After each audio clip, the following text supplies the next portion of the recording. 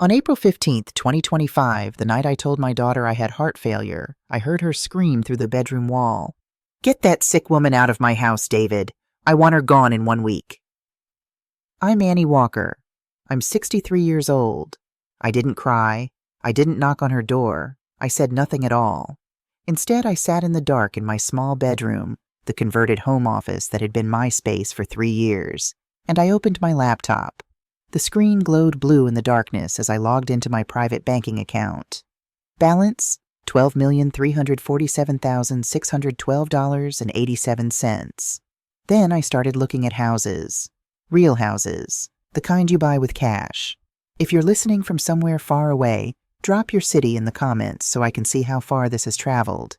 And please, stay with me until the end. Because what happened next?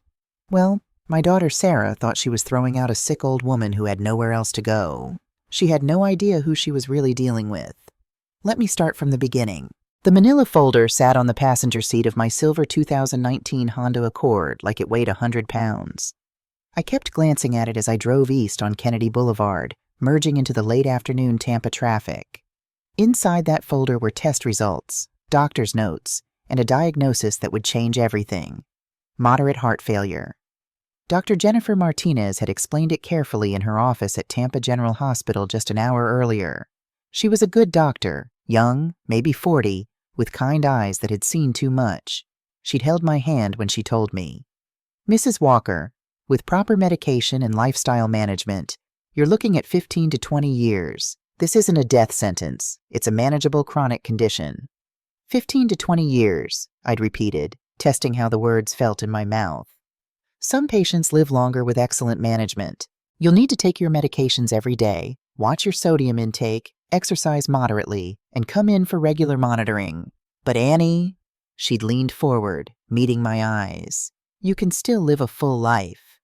I'd thanked her, taken the folder, and walked out into the Florida sunshine with my diagnosis and my future condensed into 8 pages of medical terminology.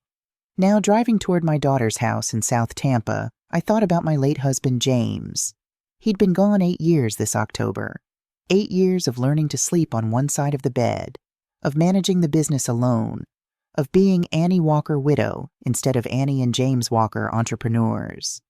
James and I had built Walker Real Estate from absolutely nothing. We'd started in 1987 with a single duplex on the wrong side of the Hillsborough River, a property everyone said would never appreciate. We'd fixed it up ourselves, rented it out, saved every penny, and bought another property, then another, then another. By the time James had his fatal heart attack in October 2017, we owned 23 rental properties across Tampa and Clearwater. 23 properties that generated steady income and had appreciated beyond our wildest dreams. I'd sold the whole portfolio 5 years ago, 2020, right before the market went crazy, to a Texas investment group for $8 million. After taxes and fees, I'd netted $5.8 million. I'd invested it carefully. Bonds, index funds, some tech stocks that my banker Robert Thompson had recommended. With compound growth, I was sitting on over $12 million. But my daughter Sarah didn't know that. Nobody knew that except me, my banker Robert, and my attorney Victoria Sterling. As far as Sarah and her husband David knew, I'd sold the business for a modest sum, maybe enough to retire comfortably. They thought the money ran out, which was why I'd moved in with them 3 years ago. They thought the monthly $3,000 I gave them in cash was stretching my limited resources, a contribution toward household expenses because I couldn't afford my own place. They had no idea those $3,000 payments were a test.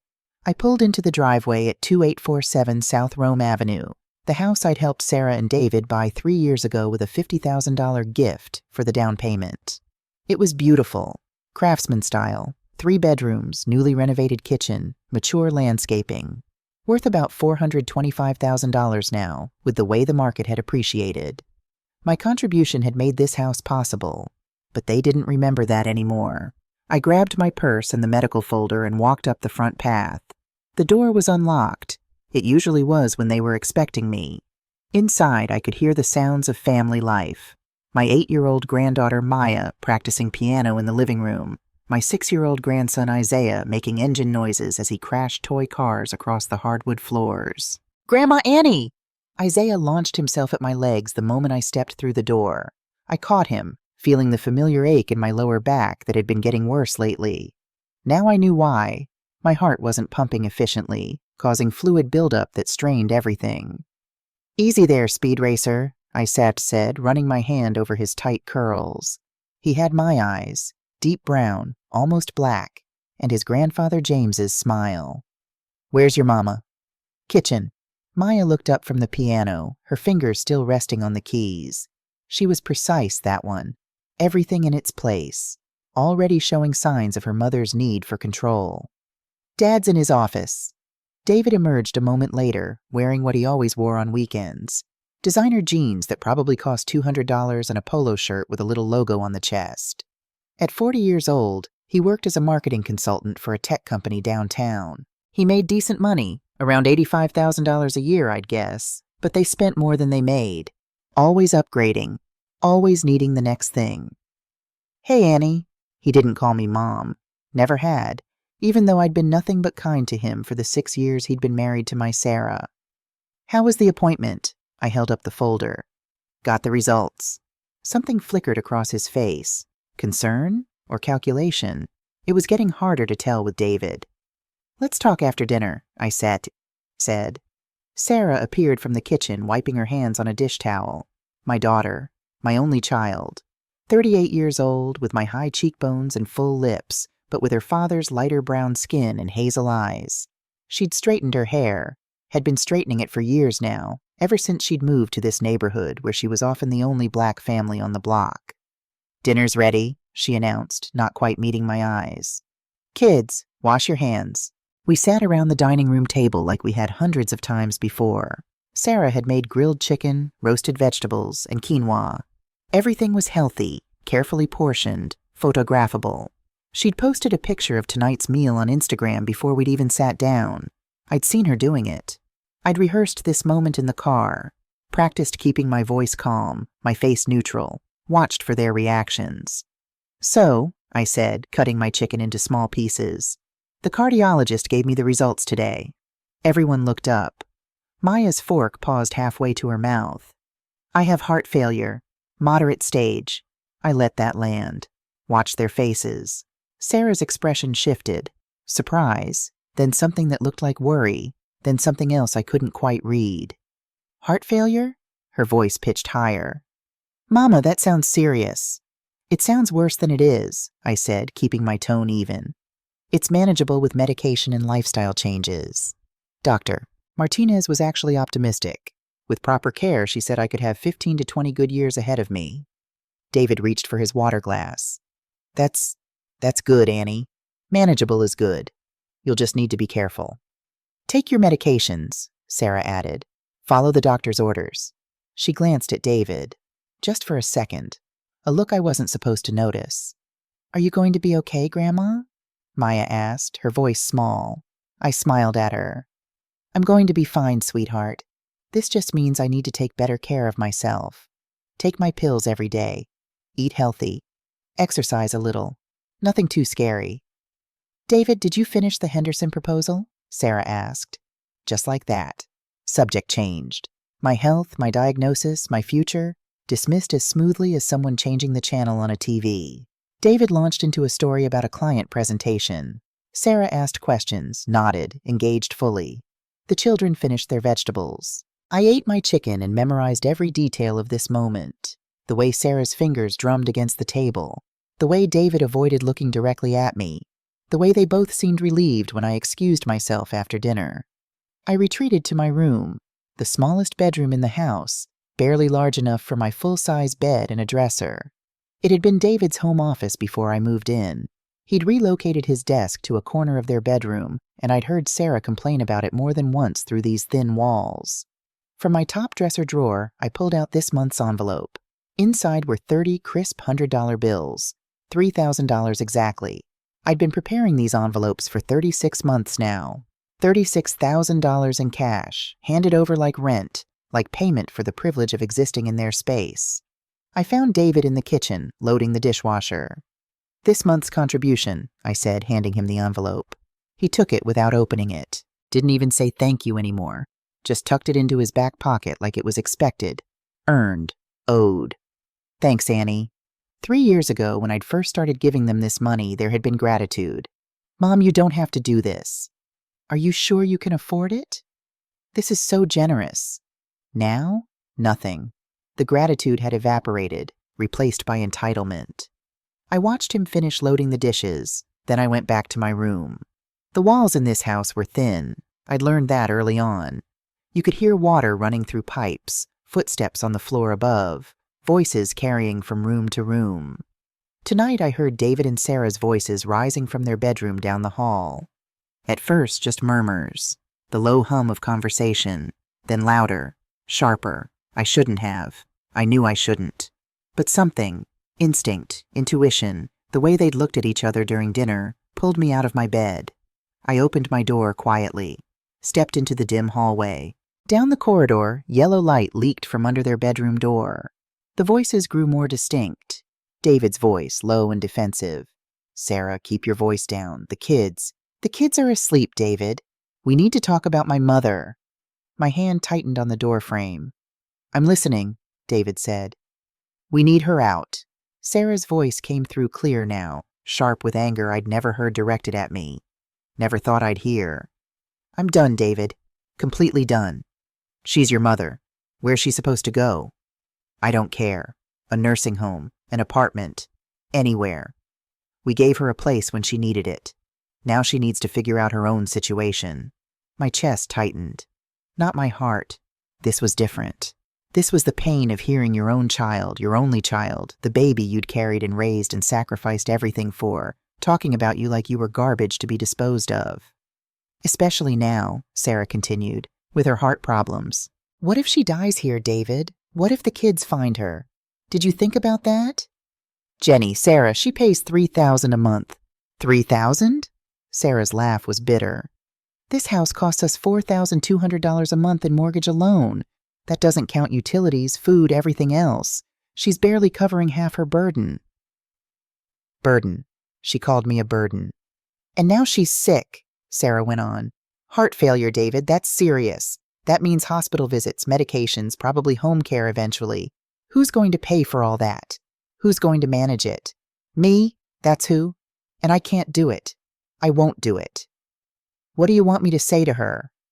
Tell her we need space. Tell her it's better for her health to have her own place. Tell her anything. I don't care what you say. Just get her out. Sarah, 1 week, David. Her voice went cold, final. I want her gone in 1 week. Tell her tomorrow. Silence stretched out. I stood frozen in this hallway, my hand still gripping the door frame, waiting for David to defend me, to channel some backbone, to stand up and say, she's your mother. We'll figure this out together. We won't abandon her when she's sick. Instead, I heard, okay. His voice came out small, defeated. Okay, I'll tell her tomorrow. Just stop yelling.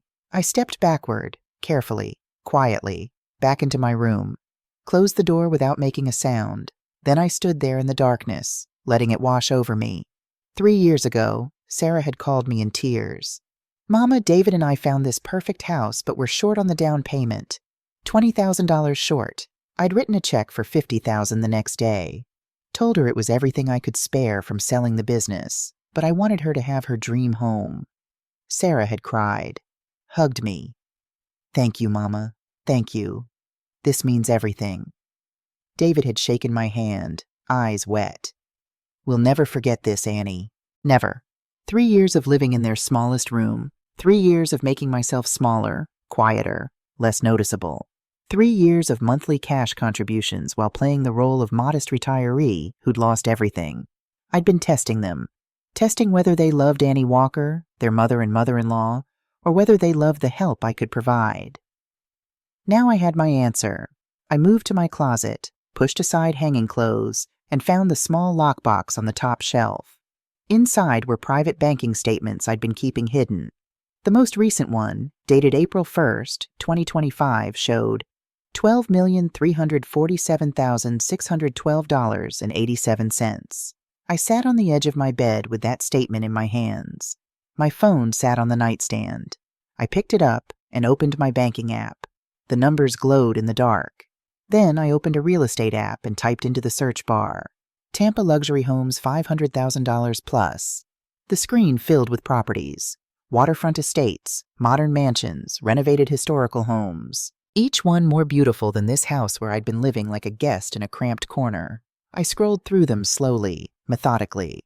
A 3-bedroom contemporary in West Shore with floor-to-ceiling windows overlooking Tampa Bay, $580,000.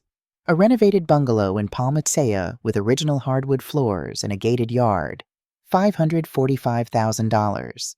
A modern townhouse in Hyde Park, walking distance to restaurants and shops, $625,000. For the first time since I'd heard Sarah's voice through that wall, I felt something other than pain. I felt cold, clear purpose. They wanted the sick old woman out of their house? They'd get their wish, but they had no idea what that sick old woman could afford. I didn't sleep, couldn't sleep. Instead, I sat at my laptop and planned. First, I opened my email and composed a message to Victoria Sterling.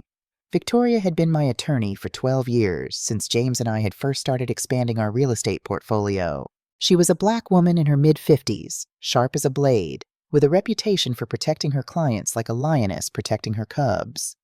To VSTERLING@STERLINGLAWTAMPA.com from AWALKER1962@gmail.com. Subject urgent. Need appointment time. Sent 2:47 a.m. Victoria, I need to see you as soon as possible.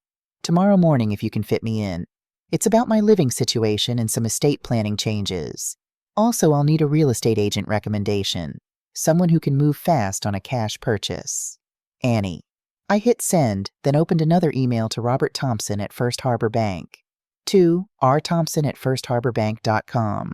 From A Walker, 1962@gmail.com. Subject transfer request time. Sent 2:52 a.m. Robert, I'll need approximately $600,000 transferred from my investment accounts to my checking account by end of week. Please call me tomorrow to discuss the best way to minimize tax impact. I'm buying a house. Cash offer. Annie Walker. Then I went back to the real estate listings and started bookmarking properties in earnest. As I worked, memories kept flooding back. Not just Sarah's childhood. Those sweet memories felt poisoned now. But the harder times. The times that had tested James and me, that had forged us into who we'd become. I remembered 1992, when we'd had only 4 rental properties and the market had crashed. We'd had to work 3 jobs between us to keep from losing everything. James had driven a delivery truck at night while managing our properties during the day. I'd cleaned houses on weekends, including houses in neighborhoods like this one, owned by people who'd looked right through me like I was invisible. We'd kept our properties, held on through the crash, and when the market recovered, we'd been positioned to expand. I remembered 2008, the second crash. By then, we'd had 15 properties. Some investors had panicked and sold at a loss. We'd held steady, even bought 2 more properties at rock-bottom prices from desperate sellers. James used to say, Annie, the people who build real wealth are the ones who can think long-term, who can see past the immediate crisis to the opportunity on the other side. I'd built wealth, real wealth, the kind that gave you options, gave you power, gave you the ability to walk away from people who treated you like a burden. My phone buzzed at 6:47 a.m., a response from Victoria. Annie, I have a 9 a.m. opening. Come then. I'll make coffee. V. At 7:15 a.m., Robert Thompson replied, Mrs. Walker, happy to help. I can have $600,000 in your checking by Friday. Pulling from the municipal bonds would be most tax efficient. I'll call you at 10 a.m. to confirm. Congratulations on the new house. Robert. I showered and dressed carefully. Black slacks, a cream-colored blouse, my good leather flats, pearl earrings that James had given me for our 20th anniversary. I wanted to look like myself today, not the diminished version of myself I'd been playing for 3 years. At 7:30 a.m., I heard David's alarm go off, heard him moving around, getting ready for work. I waited. At 7:45, I heard him in the kitchen, making coffee, the same routine every morning. I picked up my purse and the medical folder and walked out of my room. David was pouring coffee into his travel mug when I entered the kitchen. He looked up, startled. Oh, Annie, you're up early. Couldn't sleep, I said. David, I've been thinking about what you said last night. His face went blank. Last night? Through the walls, I said softly. The walls are very thin in this house. I watched the color drain from his face as he realized what I was saying. Annie, It's fine, I interrupted. I kept my voice calm, neutral. Sarah's right. It would be better for everyone if I found my own place.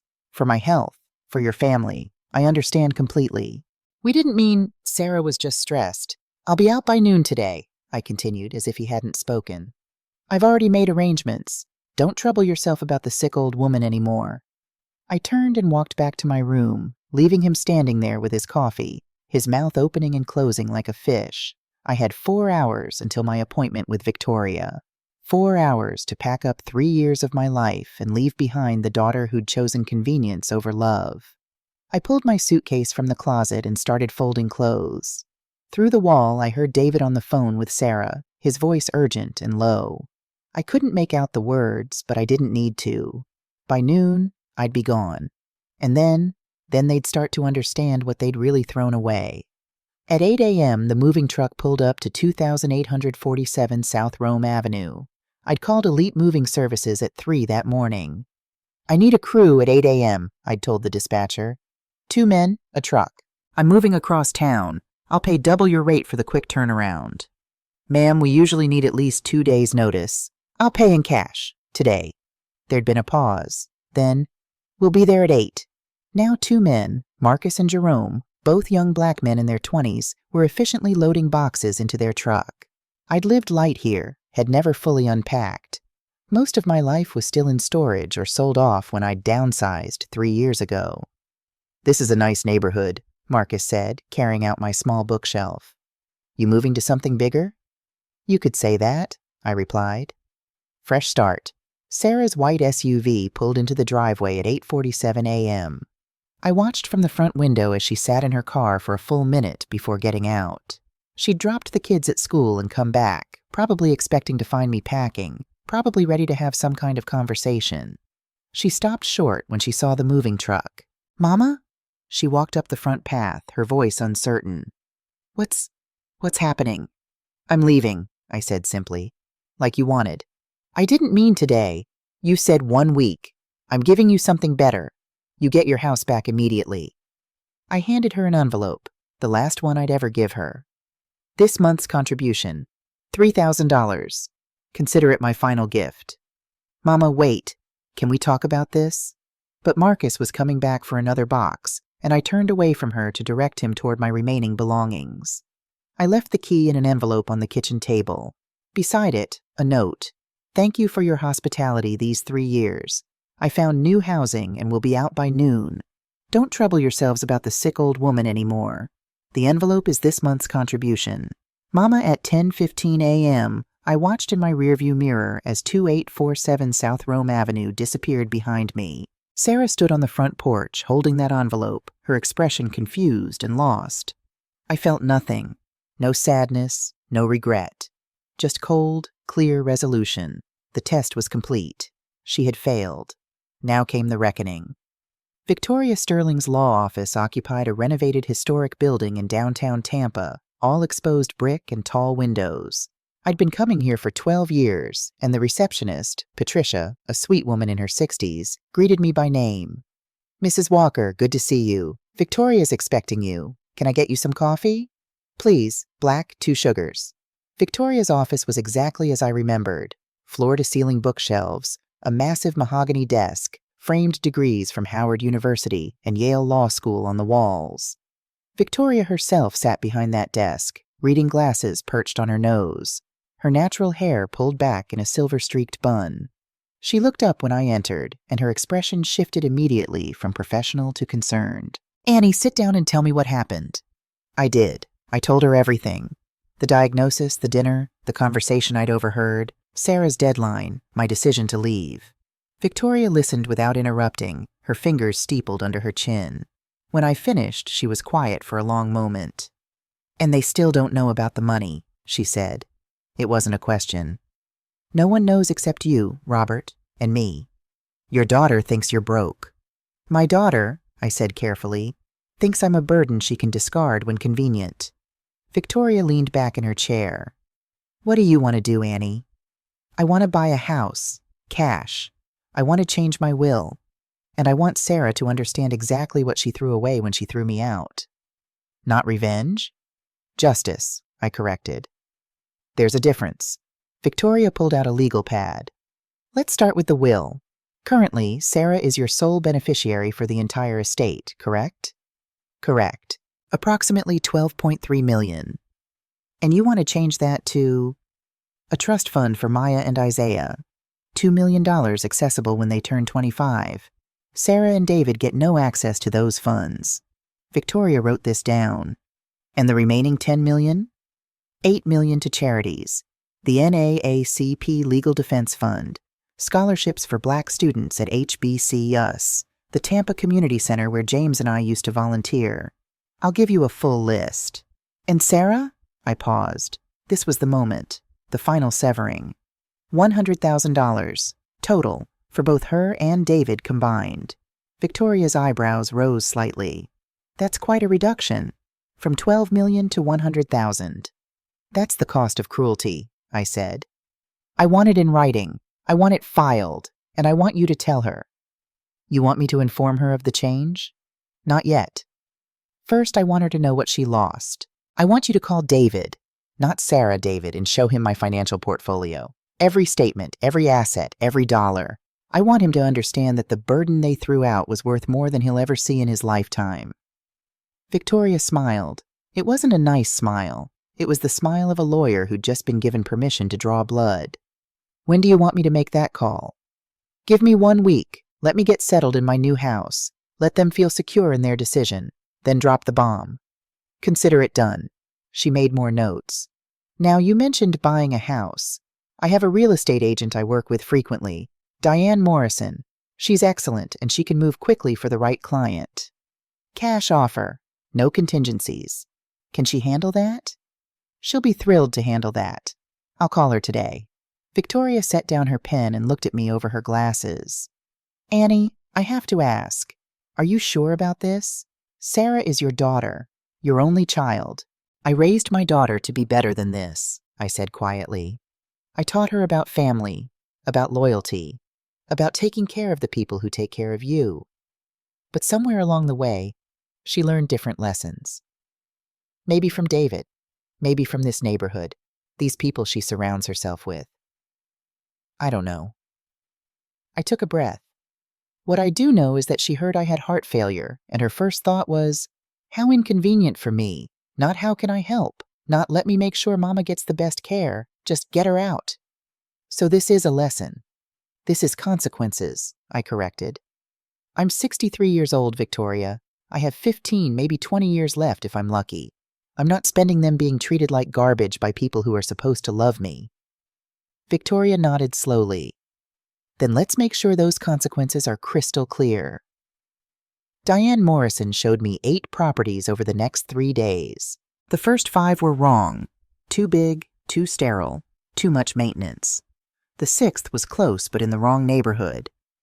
The 7th had foundation issues I spotted from the curb. The 8th was perfect. 3247 Bayshore Boulevard, West Shore. A modern home built in 2019, all clean lines and natural light. 3 bedrooms, 2.5 bathrooms. The master suite on the main floor, important for a woman with a heart condition. Floor-to-ceiling windows overlooking Tampa Bay. A gated driveway. Professional landscaping but low maintenance. Listed at $580,000. The sellers had already relocated to Atlanta and were motivated. When can I see inside? I asked Diane. Right now, if you'd like. The interior was even better.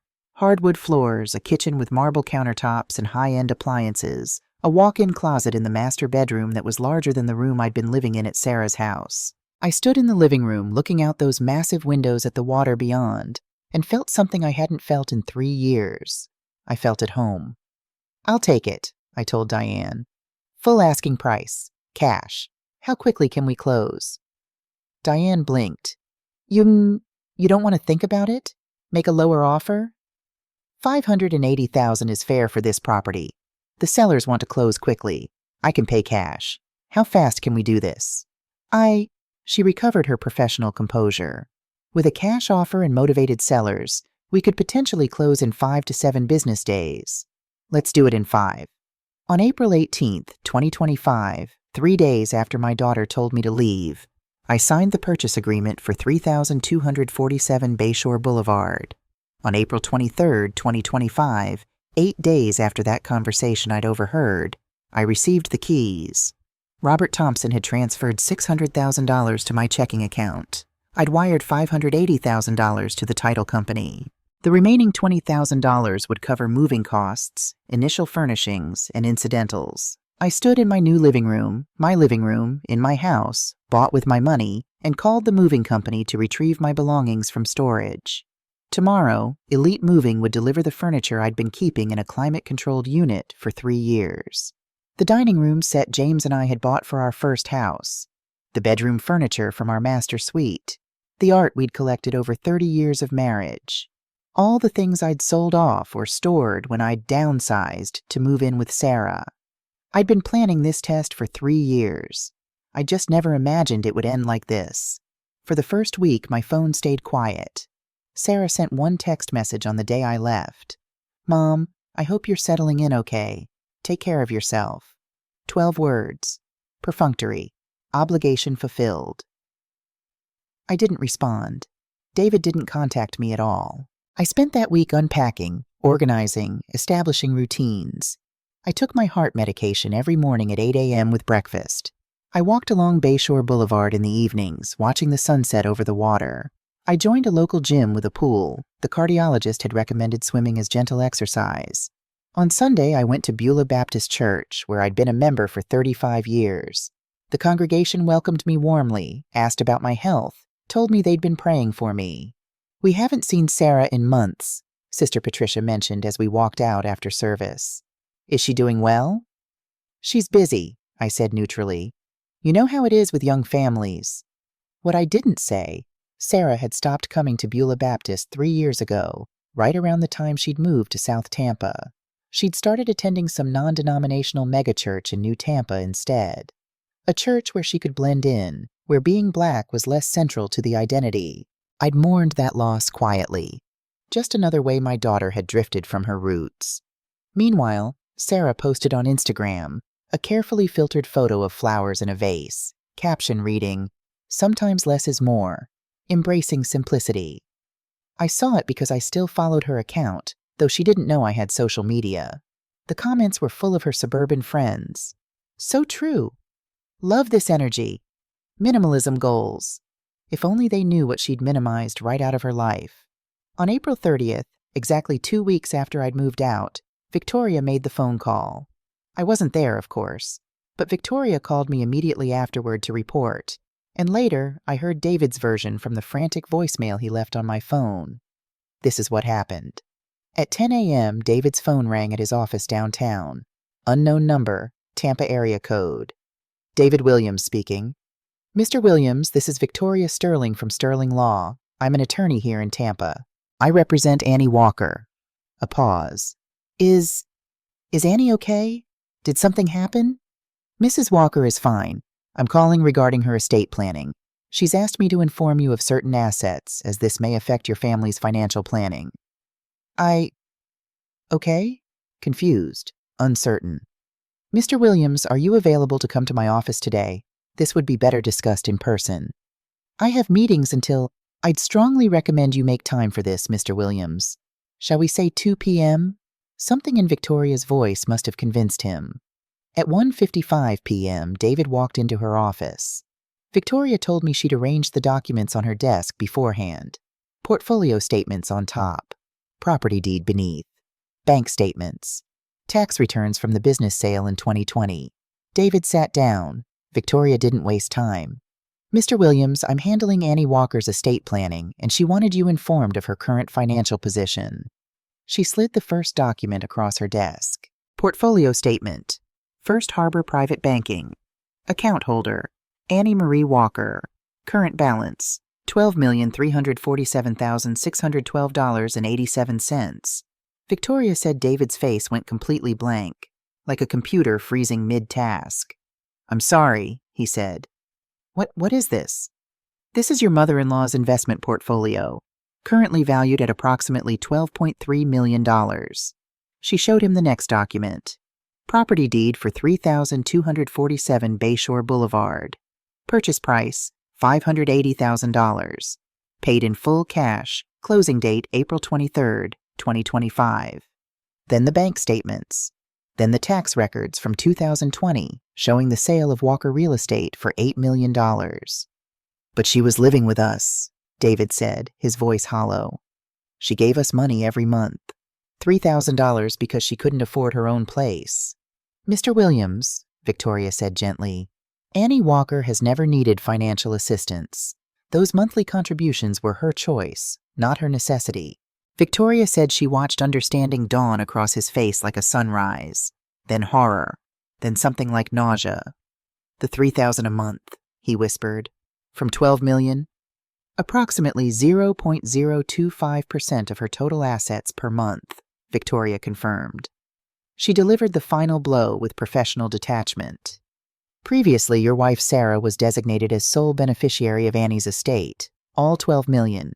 Annie wanted you to know she's reconsidering that arrangement. She'll contact you when she's ready to discuss it further. David sat motionless. Victoria said he just stared at those documents like they were written in a language he didn't understand. Mr. Williams, do you have any questions? He stood abruptly, unsteady. I need to call Sarah. He made it to his car in the parking garage before he fell apart.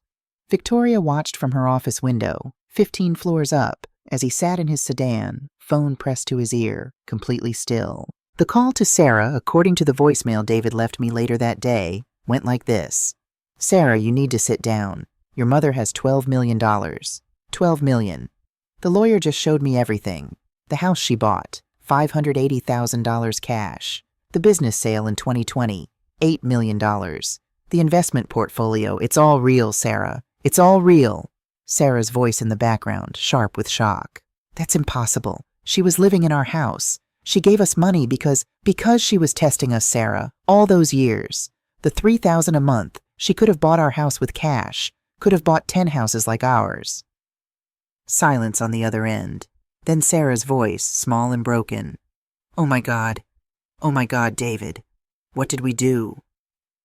They tried calling me 17 times that afternoon and evening. I watched my phone light up with each attempt. Let every call go to voicemail. The text messages piled up. David, 3:47 p.m. Annie, please call me. We need to talk. Sarah, 4:23 p.m. Mom, I just talked to David. I had no idea about your finances. Please let me explain. Sarah, 5:15 p.m. The kids miss you. Please come for dinner this weekend. We can work this out. David, 6:02 p.m. Annie, I'm sorry for everything. Please just talk to me. I deleted each one without responding. 3 days later, May 3, 2025, a certified letter arrived at 2847 South Rome Avenue. Sarah signed for it with shaking hands. Inside, law firm letterhead. Victoria Sterling's name at the top. Demand for payment. Promissory note. Acceleration. Date, May 3, 2025. To David Michael Williams and Sarah Elizabeth Williams. Re-promissory note dated April 15, 2022. Dear Mr. and Mrs. Williams, pursuant to Section 4(b) of the promissory note executed on April 15, 2022, I am invoking the acceleration clause on behalf of my client, Annie Marie Walker. The original principal amount of $150,000, plus accrued interest at 5% per annum, compounded annually for a period of 3 years, brings the total amount due to $173,643.84. $173,643.84. This full amount is now due within 90 days of this notice, by August 1st, 2025. Attached, you will find copy of original promissory note with your signature, itemized calculation of principal and interest, payment instructions. Failure to remit payment in full by the deadline will result in foreclosure proceedings on the property located at 2847 South Rome Avenue, Tampa, Florida, 33629, as the note is secured by a lien on said property. Please contact our office if you wish to discuss payment arrangements. Sincerely, Victoria Sterling, Esquire. Sterling Law. Sarah called me immediately, crying so hard I could barely understand her. Mama, please. This letter. It says we owe you $173,000. It says you'll take our house. Mama, this is our home. The kids' home. Please, we can't afford this. We don't have this kind of money. I let her cry for 30 seconds before I spoke. Sarah, do you remember 3 years ago when I gave you $50,000 for your down payment? Yes. You said it was a gift. I said verbally it was a gift, but you signed legal paperwork. A promissory note for the $50,000 plus another $100,000 for your kitchen renovation and landscaping. $150,000 total. You signed it. You said it was just for tax purposes. You said not to worry about it. I said a lot of things, baby girl. You chose to hear what was convenient. But we can't pay this. Mama, please. You have 90 days, I said calmly. I suggest you start planning. I hung up. Later that evening, Victoria called. They're in a panic, she reported. David called asking if we'd accept partial payment. I told him the terms are non-negotiable. Good. Annie, they can't possibly raise $173,000 in 90 days. You know that. I know. So what's the end game here? I looked out my living room window at Tampa Bay, at the sunset painting the water gold and orange. The end game, I said slowly, is that they learn what it feels like to lose everything, to be told they're not wanted, to have the ground cut out from under them. Maybe when they're sitting in that feeling, really sitting in it, they'll understand what they did to me. And then we'll see if they're capable of real remorse, or if they're just sorry they got caught. The story started spreading on May 5th. I didn't spread it. I didn't have to. It started at Sheer Excellence, the Black-owned beauty salon on North Boulevard, where I'd been getting my hair done for 20 years. My hairstylist, Michelle, had asked how I was settling into my new place. Oh, you should see it, Michelle. Bayshore Boulevard, right on the water. 3 bedrooms, floor-to-ceiling windows. I paid cash for it. Cash? Michelle's hands paused in my hair. Girl, I thought you were... when you moved in with Sarah, I assumed... You assumed I was broke. I smiled at her in the mirror. A lot of people assumed that, including Sarah. What do you mean? So I told her. Not everything, just the highlights. How I'd lived in Sarah's house for 3 years, contributing monthly. How Sarah had asked me to leave 1 week after I told her about my heart condition. How Sarah had no idea I had $12 million. Michelle's eyes went wide. 12 million? And she kicked you out? By the end of my appointment, 3 other women in the salon had heard the story. By the end of the week, it had spread through Beulah Baptist Church, through the Tampa Black Business Association, through the network of women who'd known me and James for decades. Sarah's phone started buzzing with messages from people she hadn't talked to in years. Heard what happened with your mother. Praying for your family. Is it true Annie bought a house on Bayshore? Good for her. Your mama was always so generous. Hope you're taking care of her in her time of need. Each message a small knife, cutting deeper. At Maya's school, the expensive private school in South Tampa where Sarah had enrolled her to give her opportunities, the whispers started among the mothers at pickup. Karen Martinez, who'd been friendly with Sarah for 2 years, approached her directly on May 8th. Sarah, I heard something and I wanted to ask you directly. Did you really ask your mother to move out when she was sick? Sarah's face flushed. It's complicated. Family situations are private. Of course, Karen said coolly. It's just, people are talking. And some of them are saying your mother is actually quite well off, that she didn't need your help at all. I don't know where you're hearing this. Tampa's a small town, Sarah, especially in certain communities. Karen's smile was sharp. Just wanted to check on you.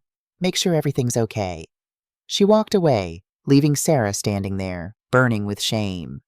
That night, Sarah's Instagram post, a photo of the kids playing in the backyard, caption about focusing on what really matters, got a comment within minutes. Does your mother matter? Or just when you need something? Sarah deleted the comment. Then another appeared. Heard you kicked out your sick mother. Classy. She deleted her entire post. Then she deleted her Instagram account. Social death, complete and final. Sarah and David had 90 days to produce $173,643.84. Their combined checking and savings accounts held $27,000. David's annual salary, $85,000 before taxes, approximately $5,300 monthly take-home. Sarah's part-time work as a social media consultant brought in about $2,500 monthly. Combined monthly income after taxes, $7,800. Monthly expenses, $4,200 mortgage, $800 utilities, $600 car payments, $400 insurance, $1,200 groceries and household items, $500 gas, $300 various subscriptions and memberships. Total, $8,000 monthly. They were already living paycheck to paycheck, spending slightly more than they earned.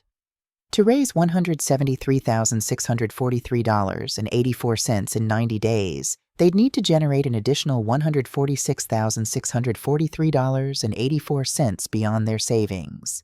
Mathematically impossible through their salaries alone. So they started selling. Week 1, Sarah's designer handbag collection went first. The Gucci tote she'd bought for $2,400, sold on Facebook Marketplace for $900.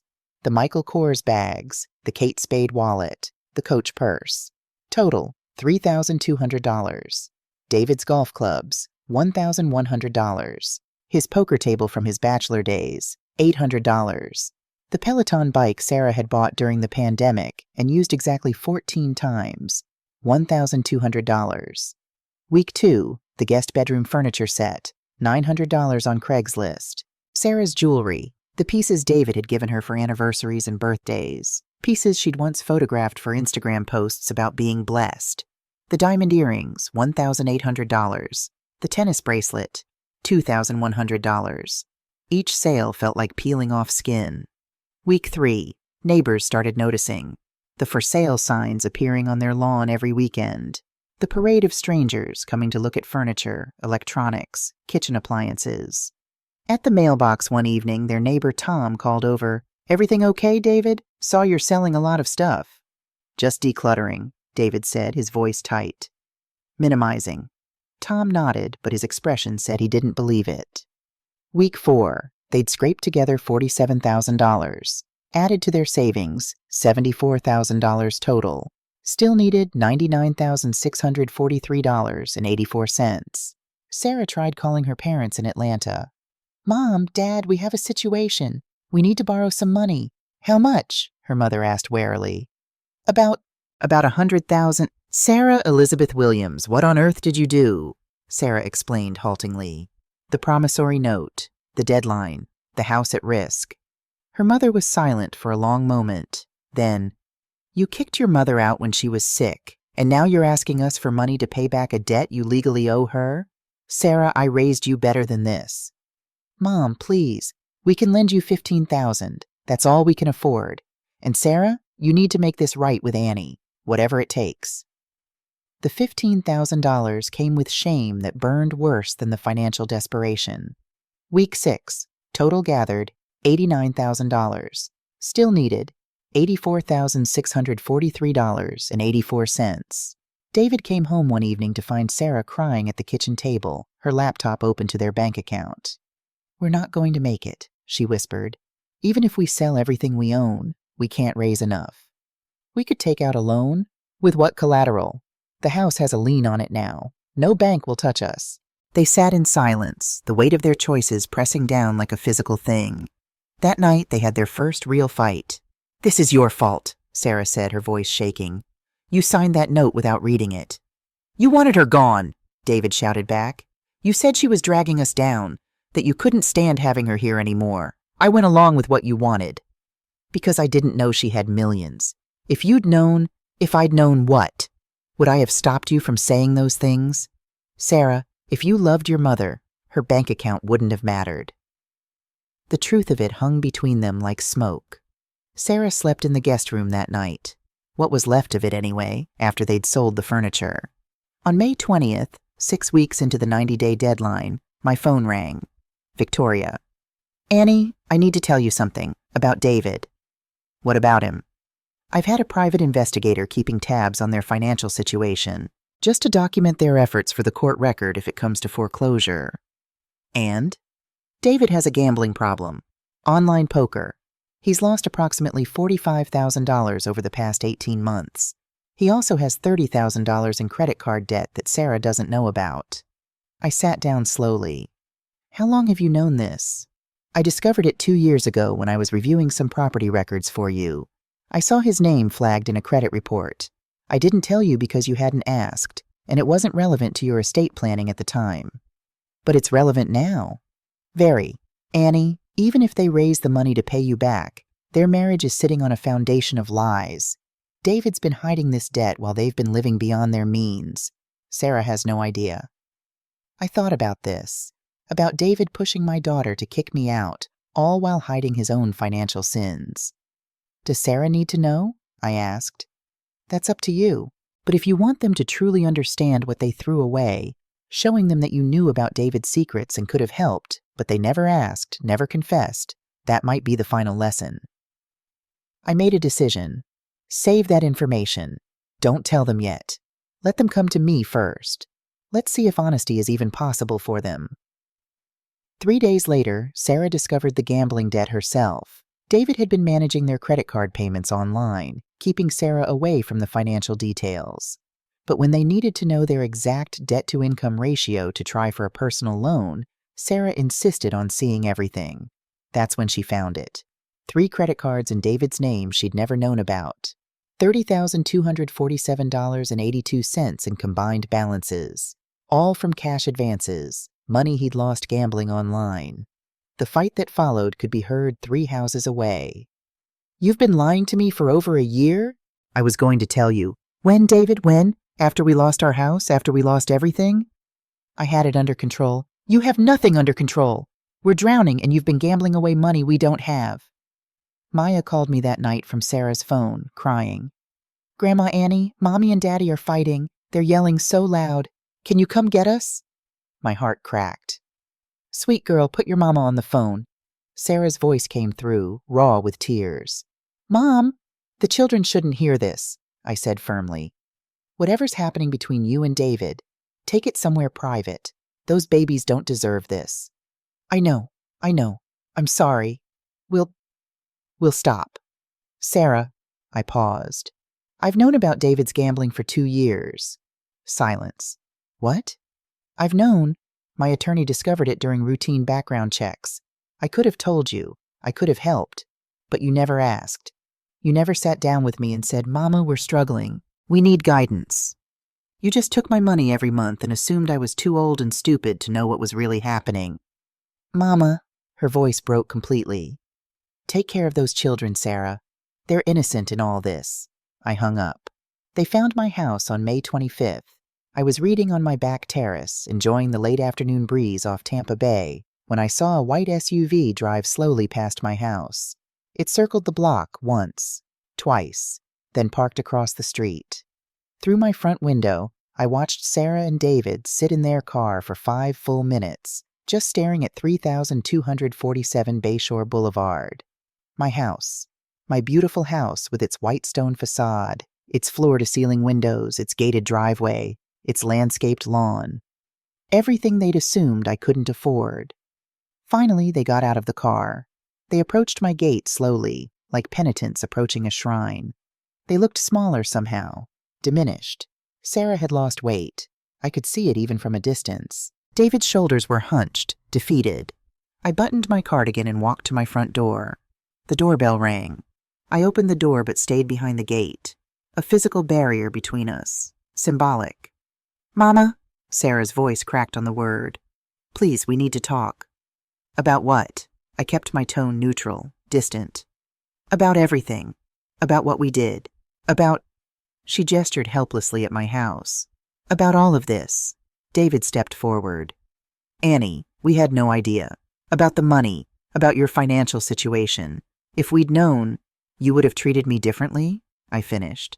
That's precisely the problem, David. That's not what I meant. Yes, it is. You would have been kind to me if you'd known I was rich, but when you thought I was just a sick old woman with nothing to offer you, I was disposable. Sarah flinched like I'd slapped her. Mama, it wasn't like that. Wasn't it? I let the question hang. Sarah, I heard you. Through the walls. Get that sick woman out of my house. She's dragging us down. I don't want her near my children." The color drained from her face. "You heard all of that?" "Every single word, and I waited to see if David would defend me, if he'd show some backbone, but instead he said okay. Just okay." David's head dropped. He couldn't meet my eyes. "We were wrong," Sarah whispered. "Mama, we were so wrong. We let stress and money and stupid pride make us into terrible people. But please, please understand. We didn't mean those things. We were just—" "You meant every word," I said quietly. "You just didn't expect me to hear them. And you certainly didn't expect me to be able to do anything about it." I pulled a piece of paper from my cardigan pocket. The promissory note, folded precisely. I held it up so they could see it. "You signed this 3 years ago. A legally binding contract for $150,000 plus interest. You signed it because you trusted me when I said it was just paperwork for tax purposes." "Mama, we can't pay that." "I know you can't. I've watched you trying. Selling your belongings, borrowing from your parents, fighting with each other.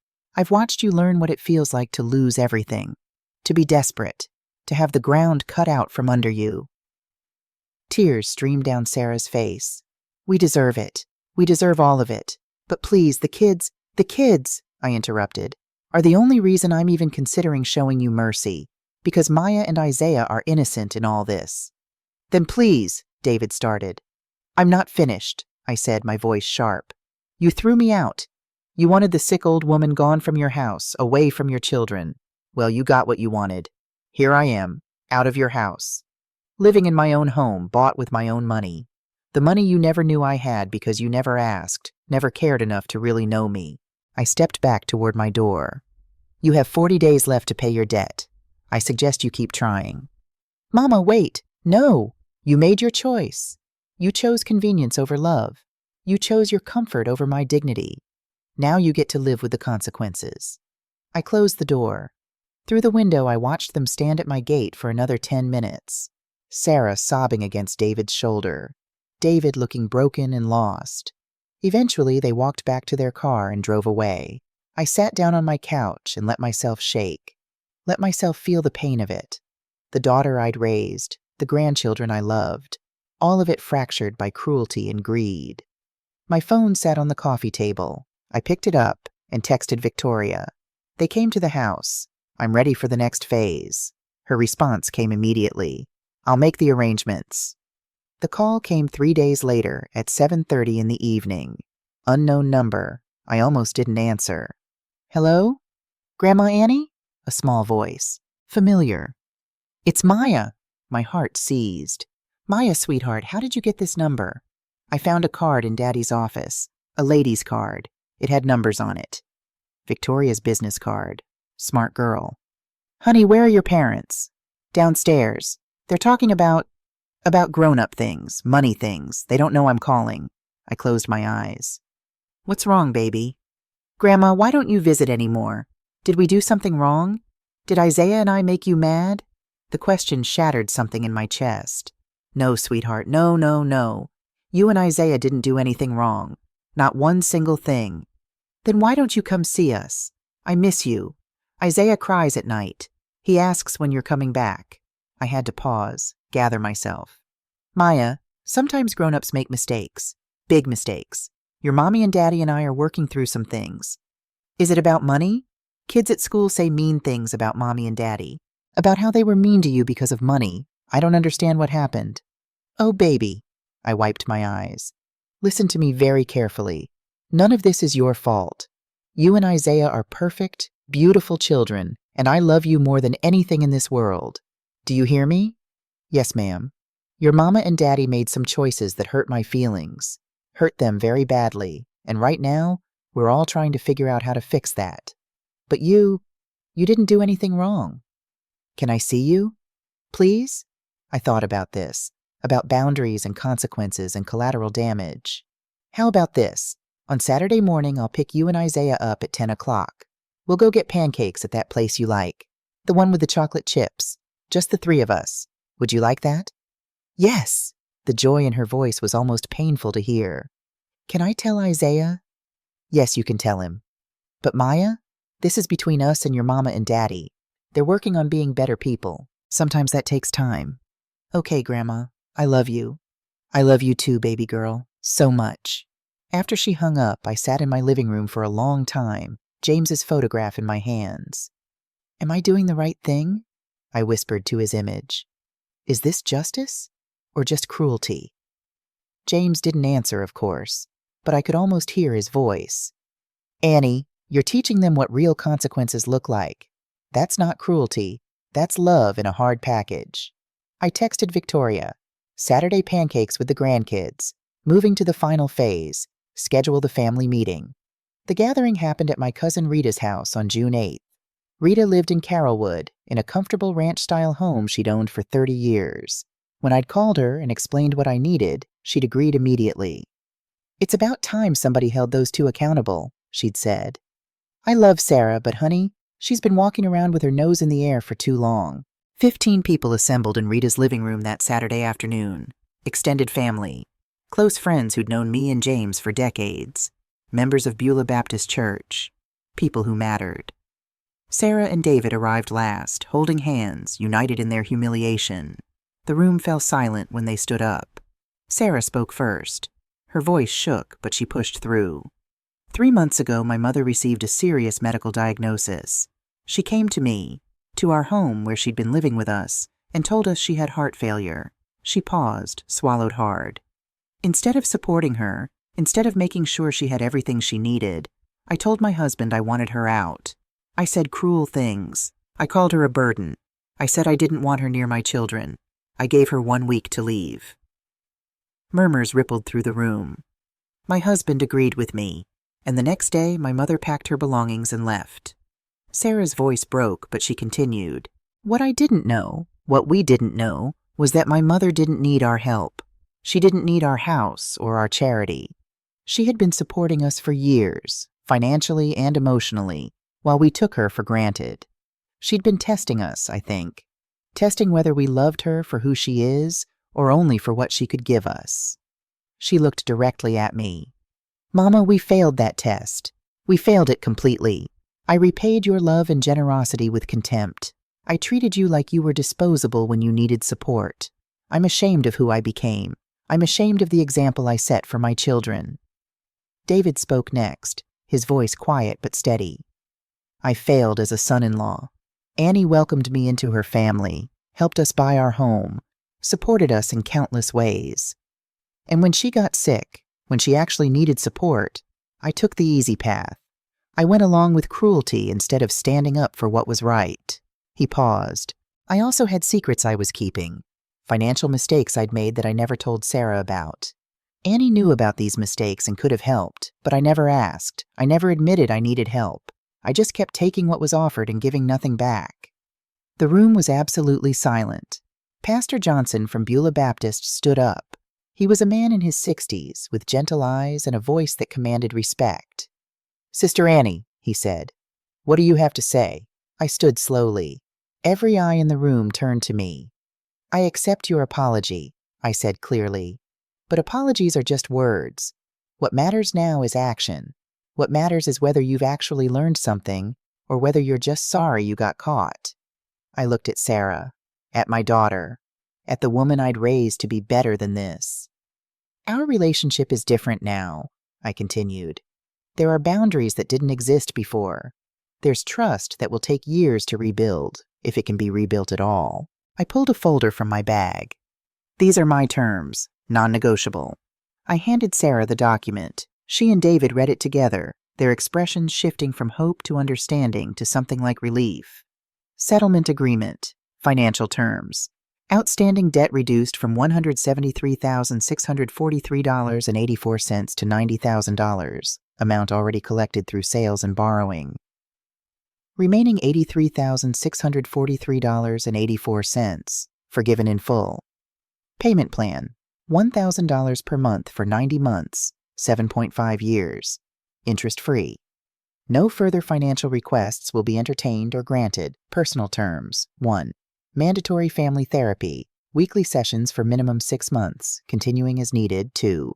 Supervised grandchildren visits. Annie's schedule, Annie's location, no exceptions for first 6 months. 3. Public service requirement. 50 hours each at local elder care facility to understand elder dignity. 4. No social media posts about family matters without prior approval. Estate terms will officially changed as of June 1st, 2025. Maya and Isaiah, $2 million trust fund, accessible age 25. Charitable organizations, $8 million. NOACP, HBCU scholarships, Tampa Community Center. Sarah and David Williams, $100,000 total, combined, not individual. Terms, payable only after demonstrated change over minimum 5-year period. Additional provisions. This agreement is contingent upon continued good faith effort. Violations of any term result in full debt reinstatement. Annie Walker retains sole discretion to modify grandchildren access. $100,000, Sarah whispered, looking at the estate section. From $12 million to $100,000. That's the cost of cruelty, I said quietly. But it's more than you'd get if I left everything to charity, which I considered. David looked up from the document. These terms are fair, more than fair. Sign it, I said. Both of you, in front of witnesses. They did. Rita provided a pen. Pastor Johnson and Victoria Sterling signed as witnesses. When it was done, Sarah looked at me with red-rimmed eyes. Mama, will you ever forgive us? Really forgive us? I thought about this carefully. Sarah, forgiveness isn't a light switch. It's a process. Right now, I forgive you enough to give you this chance. To not destroy you completely when I could have. Whether I ever forgive you enough to trust you again, to let you back into my life fully, that depends on you. On whether you do the work. On whether you become better people. We will, she promised. I swear to you, we will. Then we'll see, I said. Time will tell. September 2025. The Saturday morning pancake ritual had become sacred. Every week at 10 a.m., I picked up Maya and Isaiah from 2847 South Rome Avenue. We went to the original pancake house on Beta Bay Boulevard. Chocolate chip pancakes for them, blueberry for me, hot chocolate with extra whipped cream. Grandma, are you going to live forever? Isaiah asked one morning, syrup on his chin. Nobody lives forever, sweetheart, but I plan to be around for a long, long time. Good, he said, because I love you. Maya watched me carefully. She was perceptive, that one. Are you still mad at Mommy and Daddy? I'm working on not being mad, I told her honestly. They're working on being better. Sometimes grown-ups need time to fix things they broke. But we still get to see you? Always, baby girl. Always. Through my weekly check-ins with Victoria, I tracked Sarah and David's progress. Therapy, attending regularly. Their therapist, Dr. Rebecca Johnson, reported they were doing real work, addressing materialism, communication issues, the underlying insecurity that had driven their choices. David, 90 days clean from gambling, attending Gamblers Anonymous meetings twice weekly, had gotten a promotion at work. His boss had noticed increased focus and reliability. Sarah had deleted all social media. I was performing instead of living, she'd told her therapist. Started volunteering at the Tampa Community Center, working with low-income families. Learning humility. Their house, still theirs. Making monthly $1,000 payments on time. Had downsized their lifestyle significantly. Cooking at home. 1 car instead of 2. No more designer purchases. The Black community's verdict.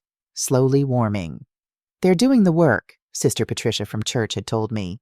Not just talking, actually changing. In October, I did something I hadn't planned. I called Victoria. I want to update my will. Increase Sarah's inheritance from $100,000 to $500,000. Annie, are you sure? It's only been 5 months. I know, but this isn't about forgiveness. It's about acknowledging effort. She's trying, Victoria. Really trying. And I want her to know that I see it. Still far from 12 million. She doesn't need 12 million. She needs to rebuild her character. The money is just insurance for the grandkids' future. A safety net if Sarah and David continue changing. When do you want to tell her? Not yet. Let her keep proving herself, but put it in writing. If I die tomorrow, she gets the 500,000. Not the 100, but only if she's maintained the therapy and the boundaries and the growth. 1 year later, April 2026. Exactly 1 year after the diagnosis that had started everything. I was hosting dinner at my house, the first time Sarah and David had been invited to 3247 Bayshore Boulevard. Maya and Isaiah ran through the rooms, amazed. "Grandma, this is like a castle." "It's just a house, babies, but it's mine." David helped me set the table. He'd learned to cook, truly cook, not just grill, and had brought a dish he'd made himself. "Shrimp and grits, your recipe. I hope I did it justice." Sarah brought flowers. Not expensive ones, just a simple bouquet from the farmer's market. "For your table, Mama." We sat together, truly together, for the first time in a year. During dinner, Sarah said quietly, "Mama, I know I can never fully repair what I broke between us." Sarah, "No, let me finish. I've spent this year in therapy, really examining who I'd become. The materialism, the way I'd distanced myself from our community, from my roots, from you, the way I'd started measuring people's worth by their bank accounts instead of their character." She took a breath. "I'm teaching Maya and Isaiah differently now. We talk about Grandpa James, about the business you built together, about community and family and love over money. Always love over money." David added, "I'm 8 months clean from gambling. Got promoted again last month. We're actually saving money now. Real savings for the kids' college. Not for appearances." "I'm proud of you both," I said and meant it. Change is hard. Real change, not just surface change. You're doing it. After they left, Maya and Isaiah hugging me tight, promising they'd see me Saturday for pancakes, I stood on my terrace watching the sunset. My phone rang. Robert Thompson from the bank. "Annie, just confirming our dinner reservation for Thursday night. 7 o'clock at Ulele?" I smiled. Robert and I had been seeing each other casually for 3 months now. Nothing serious yet, just companionship. Dinners, concerts, long walks along Bayshore Boulevard. 7 o'clock is perfect. After we hung up, I sat in my favorite chair, the one that faced the water. James's photograph sat on the table beside me. "We did it, baby," I whispered to his image. "We built something real, something that lasted." And now Sarah's learning, really learning what that means. I thought about the past year, the test, the betrayal, the consequences, the slow, painful rebuilding. I was 64 years old now. My heart condition was stable with medication. Dr. Martinez said I was doing better than expected. Could have another 20 good years if I kept taking care of myself. 20 years to mentor young entrepreneurs through the Walker Business Foundation I'd established. 20 years to watch Maya and Isaiah grow up. 20 years to build whatever this thing with Robert might become. 20 years of living on my own terms, in my own house, with my own money, with boundaries that protected my dignity. The greatest victory I'd learned wasn't revenge. It was living well, living peacefully, living with self-respect. And knowing that when I'd been tested, when my own daughter had shown me her true face, I'd been strong enough to walk away, and wise enough to leave the door open, just a crack, for real redemption. The sunset painted Tampa Bay in shades of gold and orange. In my backyard, the landscape lights flickered on automatically. Inside, I could hear the grandfather clock James and I had bought 40 years ago, chiming the hour. I was home. Finally, completely home. And I'd learned that at 64, you can start over. You can set boundaries. You can demand respect. You can walk away from people who treat you poorly, even when those people are your own blood. Sometimes the greatest love you can show is teaching consequences. Sometimes the greatest strength is saying no more. And sometimes, just sometimes, people learn. People change. People earn their way back into your life through sustained effort and genuine growth. I picked up my journal, the one I'd been keeping since that night I overheard Sarah through the walls. I wrote the final entry, April 15th, 2026, 1 year since the test began. 1 year since I heard my daughter call me a burden and decided to teach her what burdens really cost. She's learned. They've both learned. Not perfectly, not completely, but enough to rebuild, enough to hope. The greatest victory was never punishing them into the ground. It was having the power to do so and choosing mercy instead. Conditional mercy, earned mercy, but mercy nonetheless. James would be proud. I'm proud. And tomorrow, I have pancakes with my grandbabies. Saturday morning, 10 a.m., like always. Life is good. I closed the journal and looked out at the water one more time. Somewhere in South Tampa, Sarah was putting her children to bed, reading them stories, teaching them lessons about love and respect that she'd had to learn the hard way. Somewhere in that same house, David was reviewing their budget, making sure the monthly payment to me would clear, proving through consistency that he'd changed. And here, in my home on Bayshore Boulevard, I sat in peace, financially secure, emotionally protected, surrounded by beauty I'd earned and bought with my own hard work. The sick old woman they'd wanted gone wasn't gone at all. She was thriving, and that was the sweetest justice of all.